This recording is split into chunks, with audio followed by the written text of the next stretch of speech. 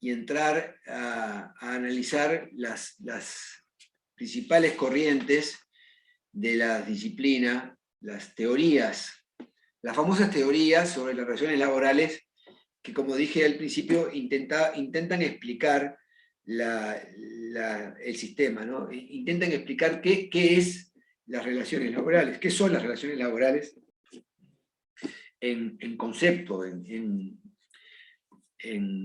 diría, desde el punto de vista científico, ¿no? Desde el punto de vista de la apreciación como objeto de estudio, ¿no? Es decir, de lo que partimos es de una inquietud en términos científicos, sociales, ¿no? En este caso, de una rama de las ciencias sociales que ve con interés estudiar, hacer foco en un objeto de estudio que se llaman relaciones laborales.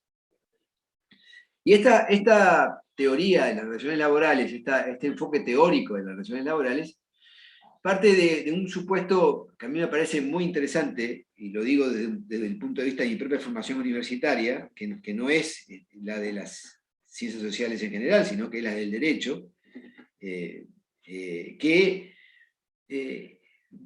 parte del supuesto de un enfoque de carácter multidisciplinario. Las ciencias laborales, la disciplina laboral, las relaciones laborales, la disciplina de las relaciones laborales es una disciplina de un enfoque multidisciplinario. Con lo cual ya abre la textura, ¿no? abre el tejido, abre la visión, cambia la visión del enfoque tradicional de las relaciones laborales, que tuvo en su primera época dos grandes disciplinas que la estudiaron: la economía y la rama jurídica.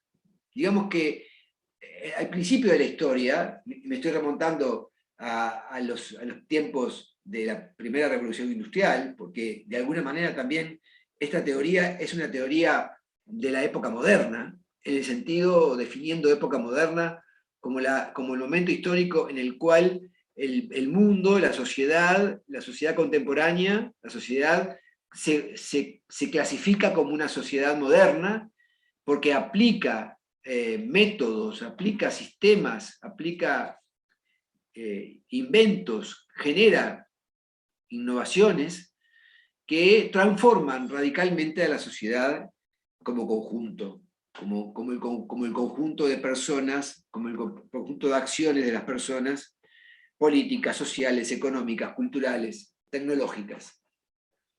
Y ese cambio radical, ese cambio de perspectiva o de contenido, si ustedes quieren, está ubicado en un momento histórico, como digo, que tiene un gran carácter innovador, un gran carácter revolucionario, si se quiere, para usar una palabra que a mí no me gusta usarla para estas cosas, pero la tengo que usar porque a veces el lenguaje me resulta escaso, o por lo menos no conocido. No sé si es escaso o que yo no lo conozco. Tal vez es más lo segundo que lo primero. Pero entonces, la idea es entender que las teorías de las relaciones laborales arrancan en un momento histórico donde se produce un gran cambio, ¿no? una gran modificación, una modificación importante de los escenarios, de los mecanismos, de los métodos, de las metodologías, de las formas de comportamiento humano inclusive. Podemos decir que a partir de ese momento se pueda avisorar o empezar a pensar en el consumismo, ¿no? En las acciones de consumo masivo, ¿no? Que hasta ese momento no estaban en el tapete, no estaban en el lugar donde eventualmente hoy están, ni hablar que hoy están en un lugar muy, muy preponderante, pero ¿cuál es el comienzo de esa tendencia consumista? Bueno, el comienzo de la tendencia consumista está ubicable, a mi modo de ver, en el momento en que la revolución industrial empieza a producir bienes y a ofrecer servicios de manera masiva. Y, como decía Henry Ford, a un precio donde pueda comprarlo el mismo que lo produce, o sea, el trabajador. Esa es una teoría que manejaba Henry Ford para hacer que sus cachilas, sus automóviles, fueran en la época baratos o accesibles, ¿no? Y de ahí todo el debate económico y político sobre la necesidad de que el salario fuera suficiente no solamente para mantener viva a las personas que trabajan, sino para que esas personas también pudieran ser parte del mercado como consumidores. Vean ustedes todos los elementos que están asociados a estas teorías de las relaciones laborales, porque de alguna manera el motivo por el cual las ciencias sociales empiezan a comprender la necesidad de estudiar las relaciones laborales en una perspectiva multidisciplinaria, es porque las relaciones laborales se empiezan a complejizar. Y esas relaciones laborales trascienden el ámbito del contrato de trabajo o trascienden el ámbito de la relación laboral entre quien trabaja y quien da el trabajo. Vean ustedes esta comparación que quiero hacerles ahora. ¿Qué diferencia hay? Notoria diferencia entre un maestro artesano y su aprendiz, ¿no? Y su oficial, ¿no? O sea, pues recuerden ustedes que la estructura de trabajo preindustrial es una estructura de trabajo donde hay 3 personas involucradas, básicamente. El maestro, zapatero, por ejemplo, el maestro chatarrero, por ejemplo, ¿no? El oficial, que ya aprendió y que ayuda al maestro a producir lo que vende, y el aprendiz. 3. Esa es la estructura de trabajo medieval. Esa es la estructura de trabajo, por lo menos medieval, e inclusive preindustrial, ¿no? O sea, una estructura de trabajo que es básicamente corporativa, que es básicamente encerrada en un taller, y básicamente que tiene que ver con la actividad de 3 personas en un sistema casi pupilar, ¿no? Casi pupilar, porque el aprendiz es básicamente una persona que vive con su maestro, intercambia cuestiones de trabajo y de vida con esa persona, en fin, hay una relación interpersonal diferente a la que se da a partir de la revolución industrial con formas de trabajo completamente distintas. Entonces, hay una referencia compleja a partir de las modificaciones de los sistemas de trabajo productivo, que habilita, que son habilitados, mejor dicho, por los cambios que plantea las innovaciones tecnológicas de la primera revolución industrial, con la máquina a vapor, con los impulsos neumáticos, con los impulsos hidráulicos, en fin, con los movimientos que la máquina genera, con la fuerza de trabajo que la máquina genera y que de alguna manera empieza a agregarle al trabajo humano un valor de realización distinto, más complejo, donde aparecen otros aspectos que no estaban presentes en las relaciones de trabajo productivo del taller o del sistema preindustrial, del sistema de trabajo preindustrial. Y entonces eso provoca que las ciencias sociales digan, bueno, a ver, vamos a ocuparnos de esto porque además, como dije, estas innovaciones generan nuevas relaciones de trabajo, unas nuevas relaciones de trabajo que trascienden el ámbito del contrato.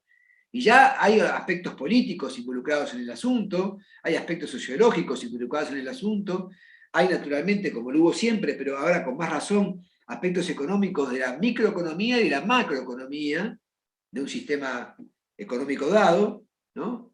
Hay aspectos culturales, hay aspectos comportamentales y hay aspectos de capacitación y rendimiento. Y hay aspectos jurídicos, naturalmente que hay aspectos jurídicos. Por eso que la primera reacción que hay en el ámbito del estudio del trabajo industrial son los aspectos que tienen que ver con la regulación del trabajo humano y su protección.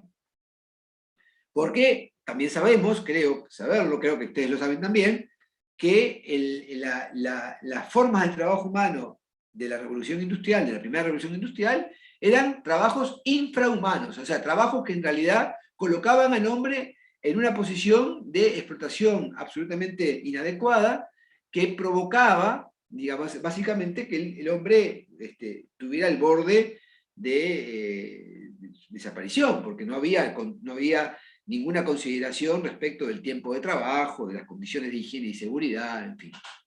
Entonces, las primeras reacciones que tenemos respecto de este nuevo enfoque del trabajo, de este nuevo trabajo, del nuevo trabajo industrial, digamos, o del trabajo industrial producido por la revolución industrial, es un enfoque que tiene que ver con la protección del ser humano. primera reacción histórica, que se mantiene en el tiempo naturalmente, hasta el día de hoy inclusive, se mantiene en el tiempo como un objetivo necesario que la sociedad se impone frente a las nuevas formas o modalidades de trabajo productivo. Y entonces las teorías se empiezan a desdoblar, digamos, se empiezan a nutrir de enfoques de disciplinas distintas, la jurídica, la económica, ni hablar, ¿no? La económica, ni hablar, la sociológica, la antropológica, la política. Hay también aspectos de ciencia política ubicables en las teorías que describen los sistemas de relaciones laborales, ¿no? Cuando algunos teóricos, como vamos a ver luego, hablan del poder y de la distribución del poder y de la correlación de poder, en alguna medida están hablando también de la ubicación del sistema político del sistema de relaciones laborales, de cómo la política o los mecanismos de poder y contrapoder están asociados también a una descripción de un sistema que en principio es básicamente productivo, que es básicamente de trabajo, pero que tiene que ver también con enclaves, con aspectos o con referencias a la política.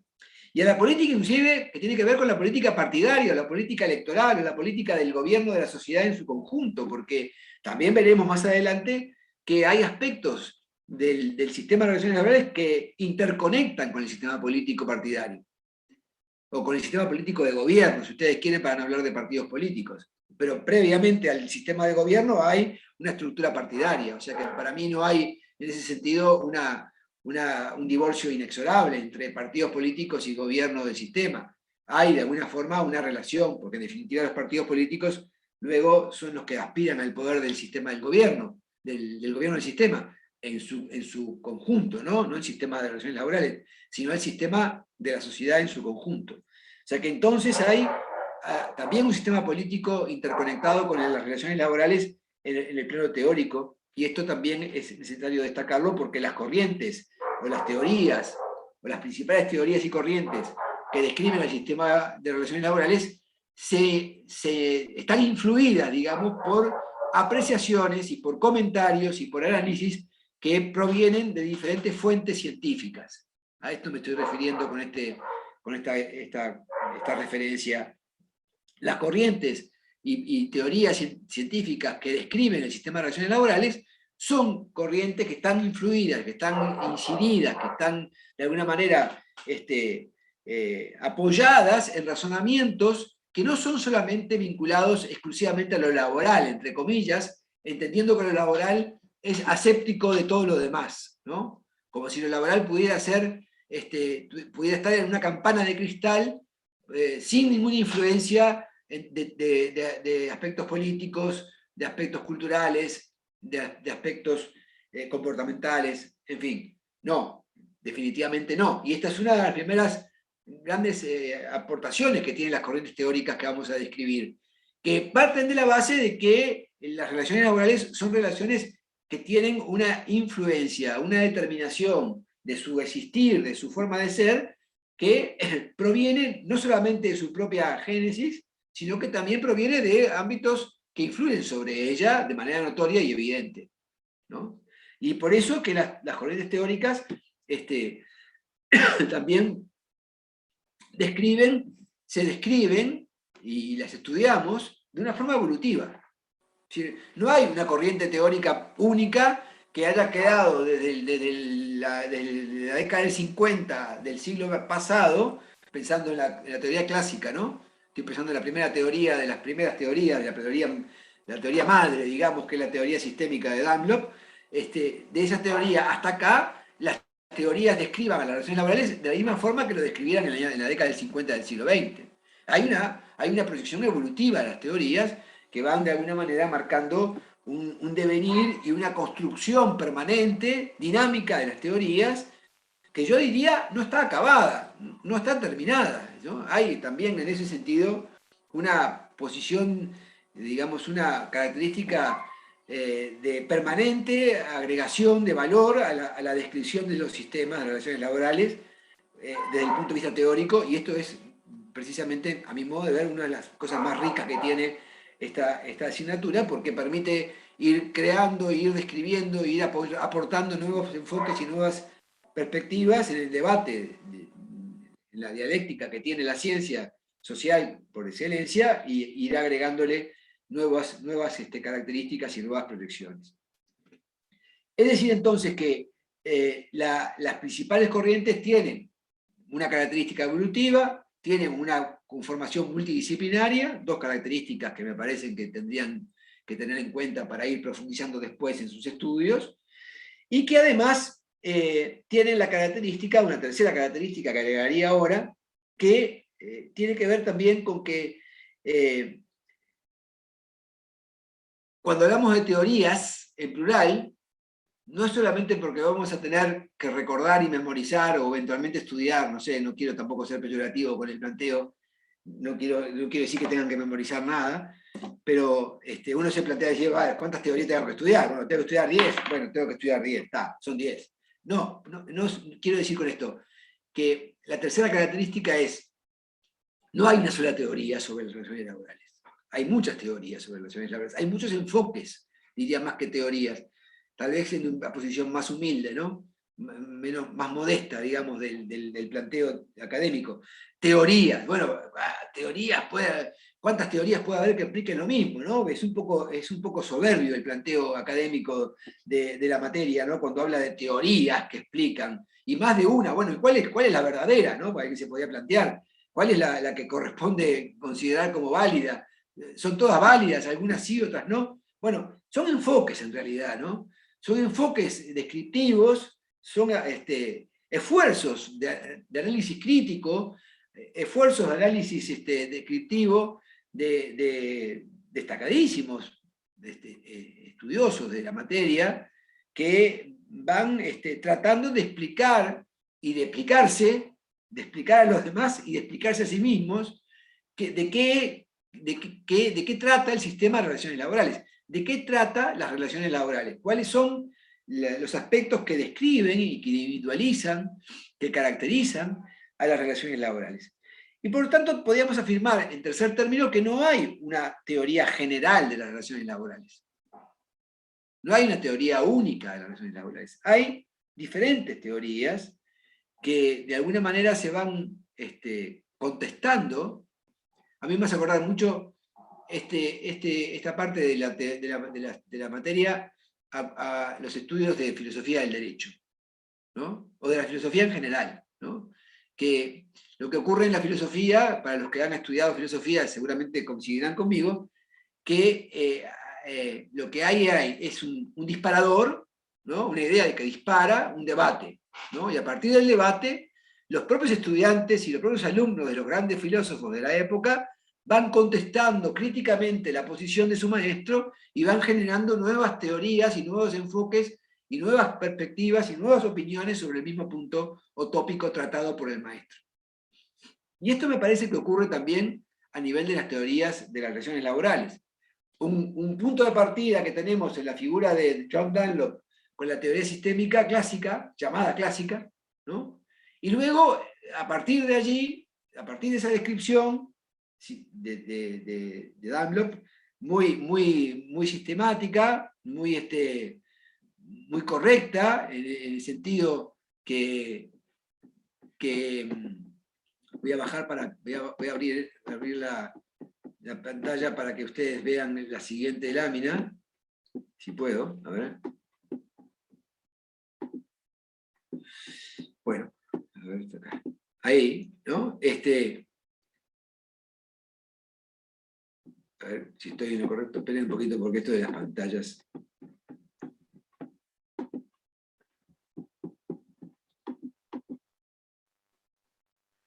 Esta es la teoría sistémica pura o clásica, ¿no? Bueno, de esta teoría, de la teoría sistémica, ¿me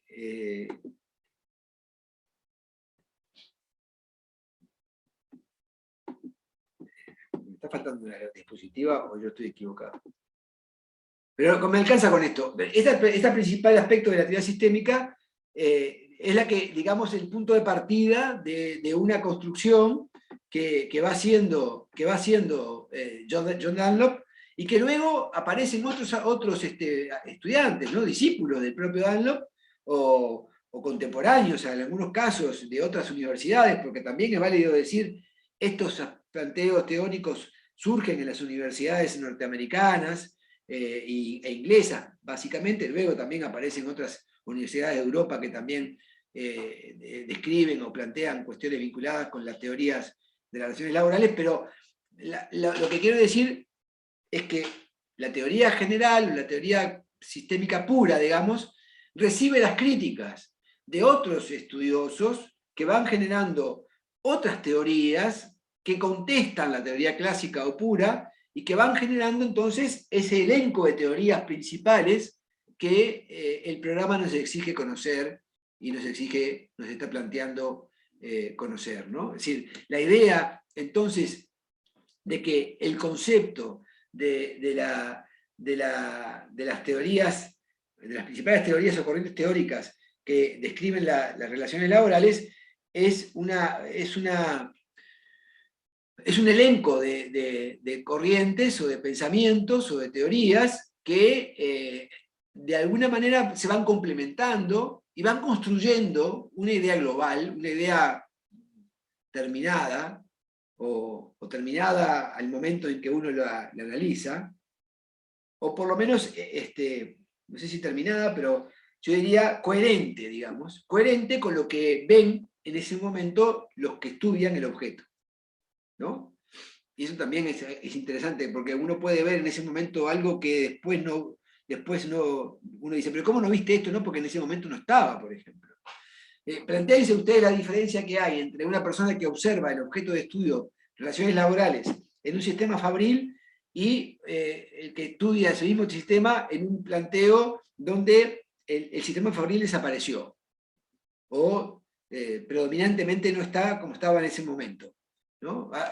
Hay hoy un sistema de trabajo donde predominan los riders, ¿no? O predomina el teletrabajo. Bueno, definitivamente hay componentes de la realidad distintos en el plano del análisis de las cosas, distintos en relación a lo que ocurría en el siglo XX, a principios del siglo XX, con lo que está ocurriendo en la segunda década del siglo XXI. Hay ahí una diferencia importante y por lo tanto los análisis descriptivos de los sistemas van a componer o a tener componentes distintos.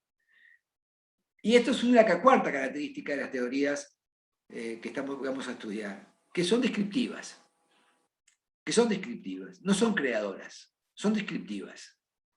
No inventan nada, a esto me refiero. Y no es peyorativo lo que digo. No estoy haciendo una afirmación de carácter coloquial, ¿no? Es que no están innovando. Lo que están planteándose es en todo caso, un método innovador para describir la realidad, ¿no? Y entonces esta cuestión de qué son las teorías o corrientes teóricas que describen el sistema, nos permite plantearnos un primer concepto, ¿no? El concepto del sistema social, ¿no? Las teorías parten de un concepto que es el sistema social, ¿no? Todas parten del sistema social. Ninguna de ellas parte de un concepto que no sea sistema, y luego agregamos, digamos, las teorías que hablan de un sistema social.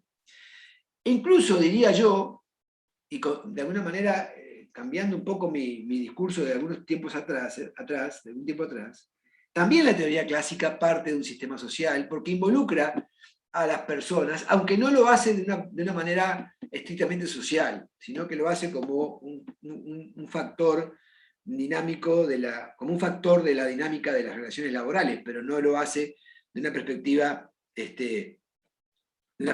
social estricta. En cambio, lo que contesta la teoría clásica sí lo hace una teoría social en el sentido social de nuestra realidad actual, de nuestra concepción actual, ¿no? Social como conjunto de personas, con un interés colectivo, con un interés definido desde el punto de vista de su identidad colectiva, de su identidad social.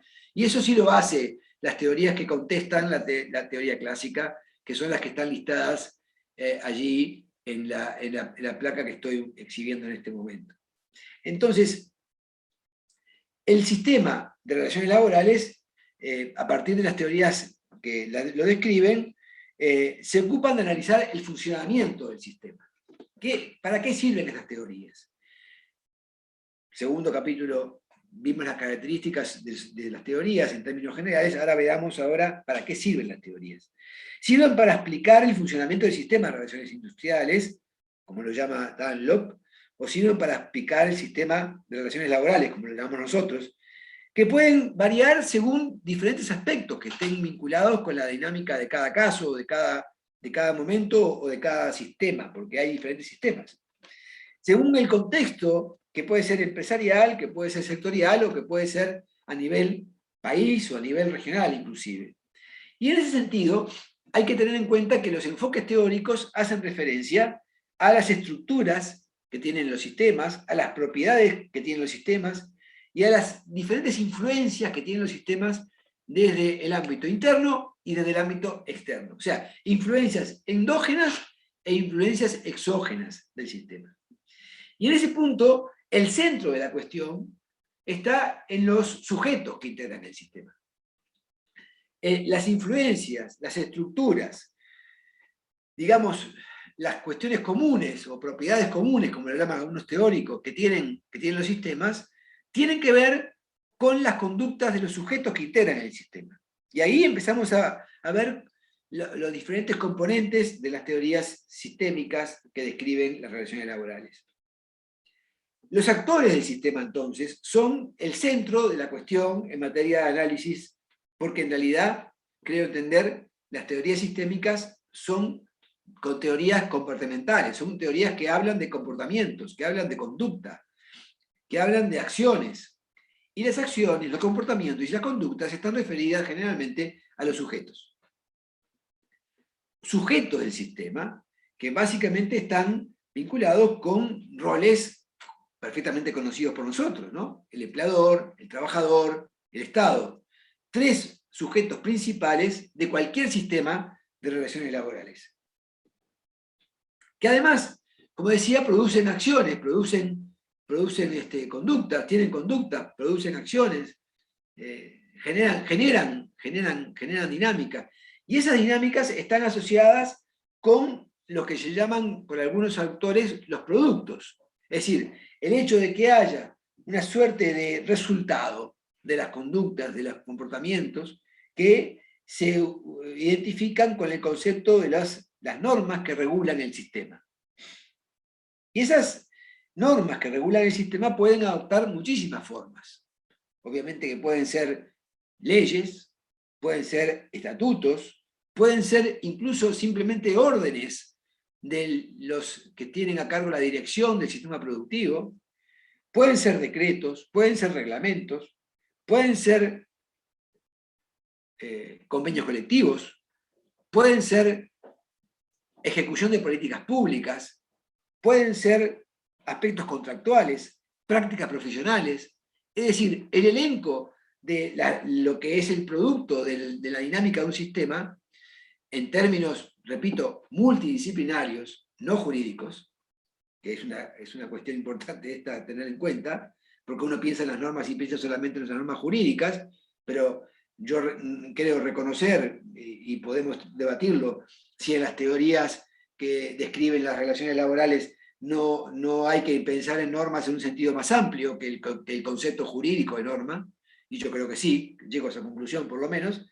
Desde el punto de vista sistémico, el concepto de normas, el concepto de producto normativo, es un concepto que, desde el punto de vista, repito, multidisciplinario y del enfoque teórico de las relaciones laborales de esta disciplina, que es multidisciplinario, abarca conceptos que van más allá del concepto de norma jurídica en sentido estricto.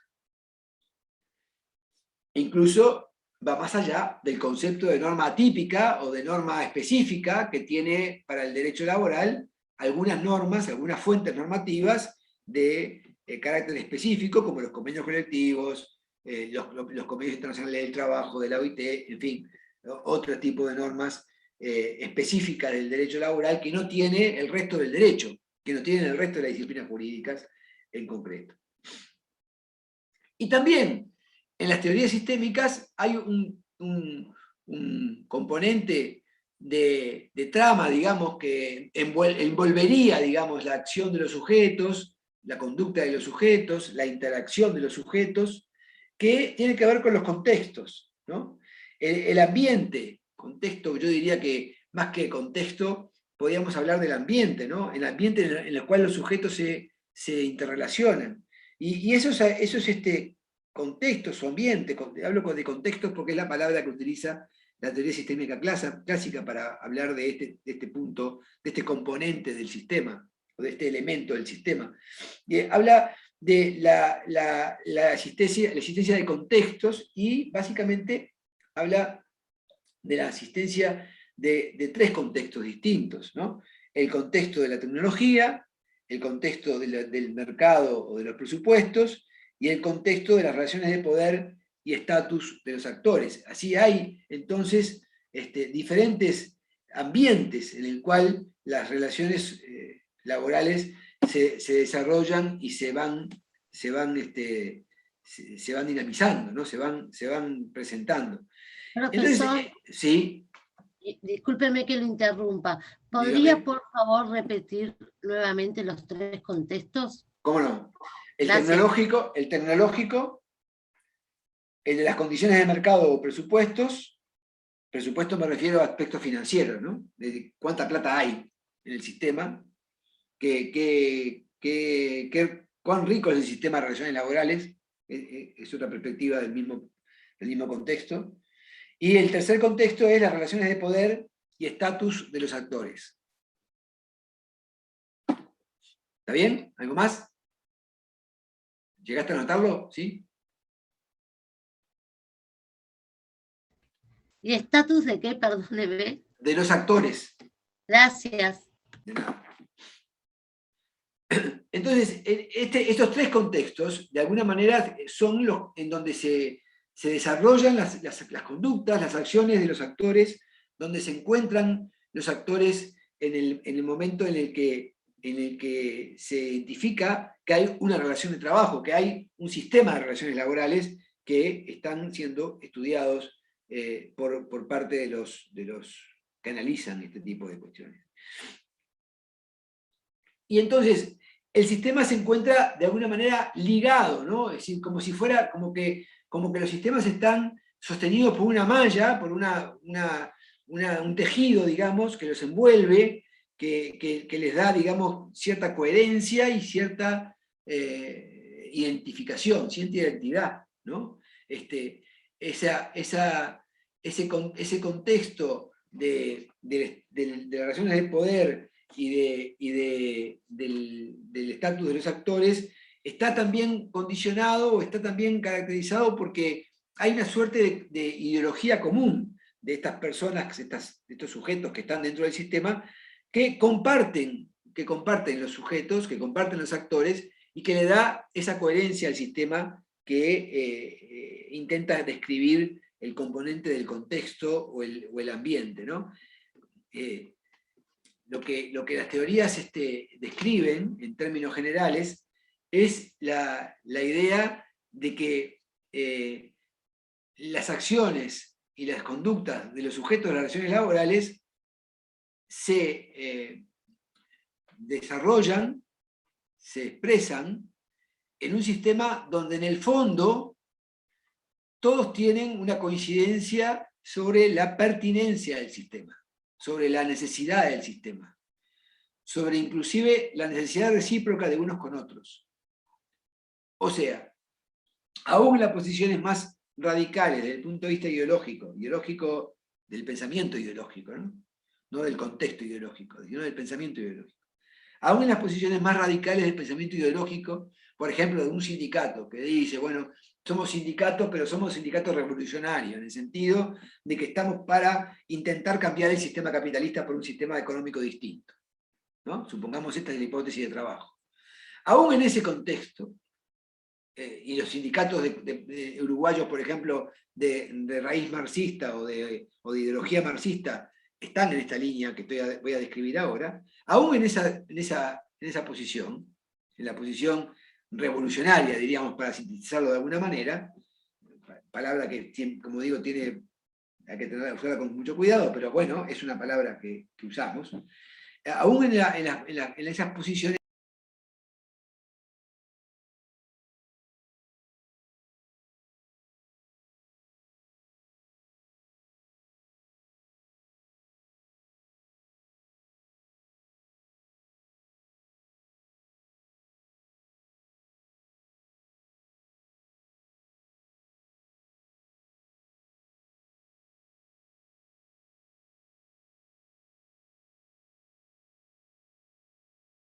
ambiente, en el entendido, interpreto yo, de que entienden que en ese contexto, en esa situación, en ese momento, hay una coincidencia de puntos de vista sobre la pertinencia del sistema, sobre el hecho de que en el sistema como está, el trabajador precisa del empleador y el empleador precisa del trabajador,